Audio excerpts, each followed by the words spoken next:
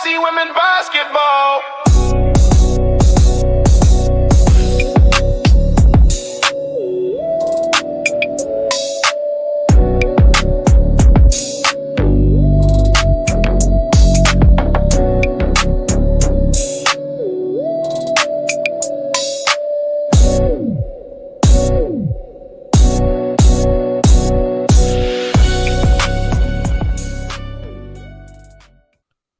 Welcome to the latest episode of Trojans Wired, the podcast, which is an in-house production of the website Trojans Wire. We are part of the College Wire Network.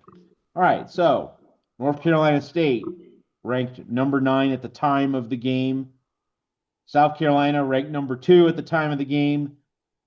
Now USC women's basketball gets to breathe a little bit. The Portland Pilots, not quite in the same weight class, and on our South Carolina review show with USC women's basketball analyst CC Clay, we talked about, you want to challenge your team, but you do need these lower tier games to establish some patterns, get everybody some minutes, create a rhythm, have your top players see the ball, go through the basket. CC, that's why you play these games, such as the one against Portland that we're going to be talking about in this show.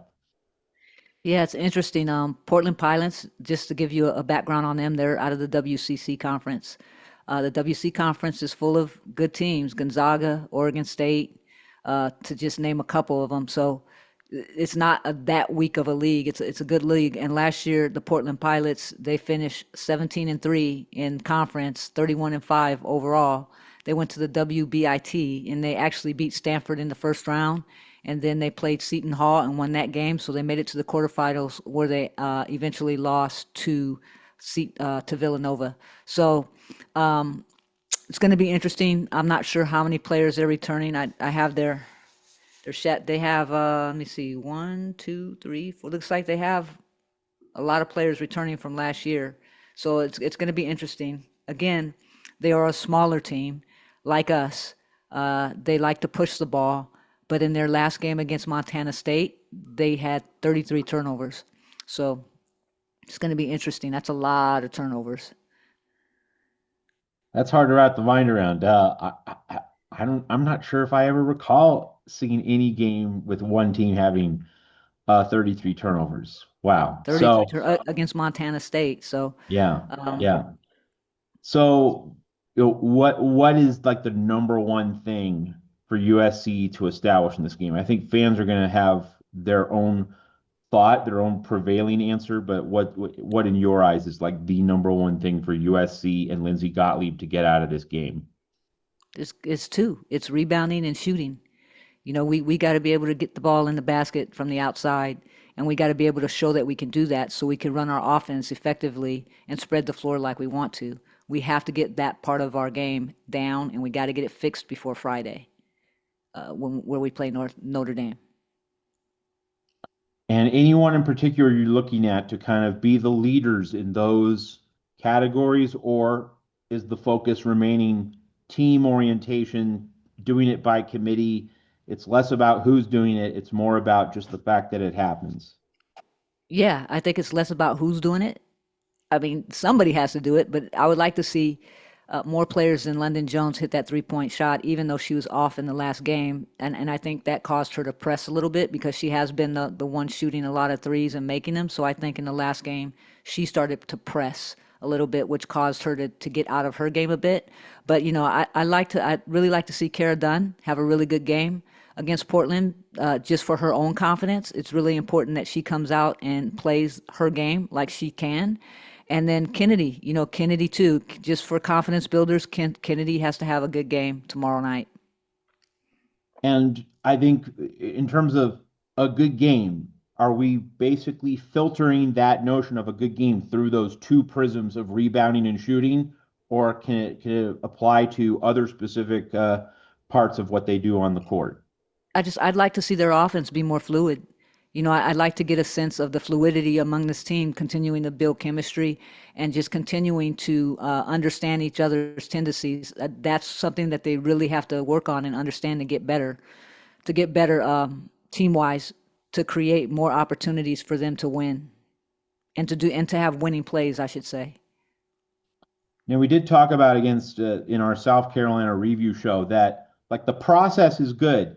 It's not as though players look confused or lost. No, like they're in the right spots. They're fundamentally in the right position, but then you have to finish the play in terms of rebounding. Like you actually have to put a body against someone. You can't just leap for the ball, run for the ball. No, you need to, it's getting leverage against your opponent. Uh, Anything specific in terms of how this happens, that like in terms of the offense being fluid, in terms of a specific kind of action where it occurs, top of the key, wings, the actions and movements involving specific players, anything that you identify as very specific to this, or is just about keeping that process but then finishing the play. I think they got to just keep building on what they're doing. I mean, Lindsay has a game plan for them. Lindsay has a process of what she wants to see during each game. Um, I'm not here to say what that is, but I would like to see uh, more two-man game between or two-woman game between Jazzy and a big. I like to just see more pick and rolls, and I like to see more cutting to the middle of the basket and back screens in order to get these guards open. But again, in order for all this to happen, they have to hit outside shots. That's the number one thing that I'm eyeing right now is you have to hit outside shots because if they can hit their outside shots, it opens up so much more and they won't be so pressed to have to work so hard to find shots because their outside shot is going to cause the defense to come out instead of collapsing in that paint, which we saw versus South Carolina, and it just opens up a whole new world. So that to me is the number one priority. They have to hit their outside shots. So like that's the ideal scenario. If they hit shots, of course, it spreads the floor, it opens up your offense, better cutting lanes, just better passing lanes, better everything. What if the shots don't fall? Like so more pick and rolls might be kind of a different angle to try and shake something loose.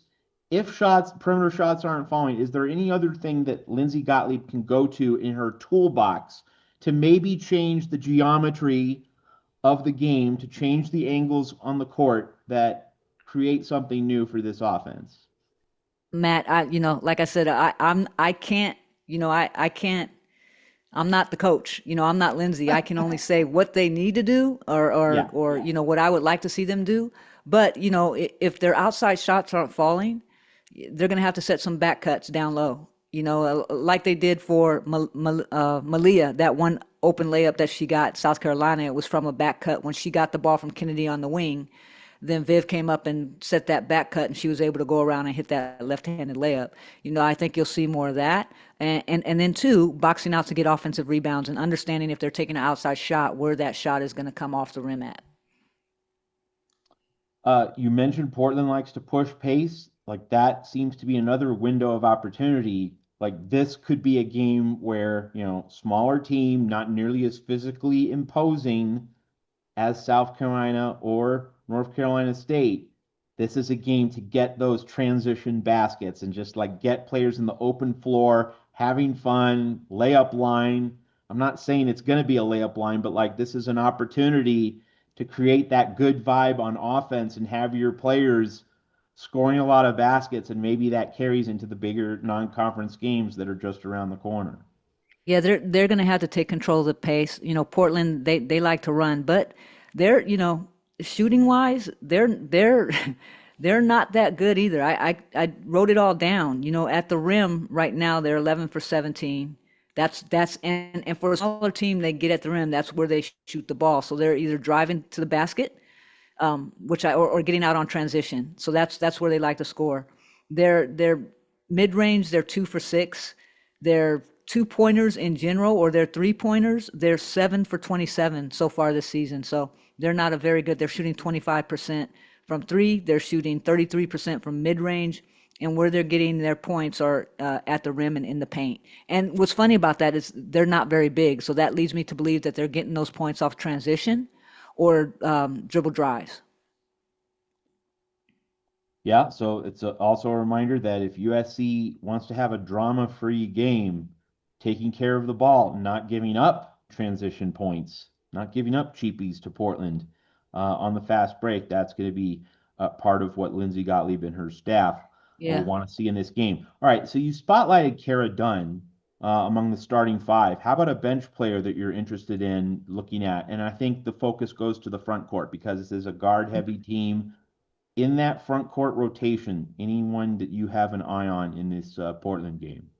Viv, because Viv impressed me during the South Carolina game going against a much bigger player, and she held her own. So I want to see what Viv can come out if she can establish herself against a team that's not very big. I mean, they do have a 6'5" and 6'4" player, but they don't, so far the 6'4" players only played 6 minutes and the 6'5" players only played 4 minutes. Their tallest player after that is 6'3", and she's played 16 minutes. Their starting lineup goes 5'10", 6'1", 6'1", 6'2", 6'2". So their starting lineup is pretty decent size. They just have no height as far as the front court is concerned. So I'd like to see Viv come in and establish herself in the paint. Speaking of establishing yourself in the paint, I mean, games like this, they're a chance to establish things that, have not come easily against elite competition. You just want your players to have that positive experience on the court, doing the things that you hope to do, and then you can carry them into bigger games down the line. Another thing is free throws. Like against Portland, this would seem to be the kind of game where Jazzy, Kennedy, they can draw contact. They're not going to be playing against bigger opponents. This is the time to start to make a home with the free throw line and begin to make it a habit going forward. Yeah, that and defensively, they don't want to put Portland on the line because Portland is shooting 90% from the free throw line. So we don't want to put them on the free throw line. I'm interested to see um, if we see a lot more dribble drive tomorrow night, dribble drive and kick, or setting back picks to get our guards into the paint to draw those fouls. I'm also interested to see if we're going to come out and press them because we haven't shown a press yet. Really, not like we used to last year. So I'm interested to see if Beth Burns is going to say, okay, tonight we're pressing just to get a feel to get them ready for Notre Dame. Now Hannah Hidalgo is a whole different story in breaking a press, so not sure we would press Notre Dame, but she's the best ball handler they have. So I'm just wondering if we're going to come out and practice against Portland Pilots tomorrow night. Yeah, like you schedule these games to experiment. And we saw against New Mexico State, by the way, Lindsay Gottlieb went very deep into her rotation, tinkered with a lot of combinations, and it helped going into the North Carolina State game. So now another, lower tier, mid-level kind of game to experiment before Notre Dame. It's going to be interesting to see what we learn from everything here. All right, CC, any other notes, items, statistics, anything else you're really looking at for this Portland game? I think we talked about them all. I want to see the rebound battle. I really want to see us battle on the board. That's the one thing that I'm looking at. I think this game is going to be important. It's going to be important for confidence heading into Friday's game against Notre Dame. So I think Lindsay is going to find a way to make sure these kids or these young women can play enough to get their confidence rolling, especially with their outside shots. So I'm hoping that they take at least 20 to 25 3-pointers tomorrow night. I don't think that's too much to ask. They took 14. Maybe we get 6 more up just to see if we can hit those shots. And so I'm interested in seeing if we can do that or what the game plan is. But I really think this is a game where Lindsay has these girls playing to get their confidence back in motion. Not that they're not confident, but after a loss to South Carolina, I'm sure they're feeling down, knowing that they could have won that game if they hit their outside shots. So I think that's gonna be key. Yeah, I mean, and you play these games to, work on things and also you know, South Carolina, high stress, high intensity national TV game. This game against Portland, more relaxed atmosphere. And that's part of the mental side of the game you've been talking about, CC. It's important for these players to just relax, play ball, fluidly shoot, not think too much about I need to make this shot to open up the South Carolina defense. No, just get into that rhythm of not thinking, just naturally shooting. Catch release. That's how it's supposed to go. Athletes, you're not supposed to be thinking too much. The preparation occurs before the game, knowing what your plan is, knowing what you're supposed to do. But then when you're on the court, you're on the field, it's just naturally doing what you prepared to do. You can't be overthinking it. That is definitely something for USC here. I know this is our Portland preview show, but one question about South Carolina. It's a very simple one, Cece. Just we've had like 24, 36 hours since we recorded our South Carolina review show. And I just want to ask, like, does anything about that game feel different? Have kind of just tossing it around in your mind, talking to other people, anything about that game feel different or new, just with more time to absorb, more time to digest any of it, any other added insights? Just from a high overview, my thought is when you look at South Carolina is a very good defensive team, and they showed that the other day. But the reason why they were able to show how good a defensive team they were is because, again, we weren't hitting our open shots. So I just, that to me is sticking with me that, if we could at least hit half of our open shots and got half of the rebounds, in a better way, it would have been a totally different game. So I think that'll change. I think as the team continues to play and continues to understand accountability and know what they need to do, you'll see this team get better and better. But in the AP still has us at 11 this week, which is great. Whoever thought they'd be 8, the prior week, and then 9 by the coaches poll, and then 11 this week. I was figuring we'd be somewhere between 15 and 20, so I'm not mad at it at all. And I would just point out that if you told me before the season we split NC State, South Carolina, I would have said, yes, please. Like I would take that with no JuJu Watkins, big picture and a new roster all coming together. Like teams ahead of schedule. The alternative on Earth 2 is USC's 0-2 in these high profile games. Getting a split, like that's good.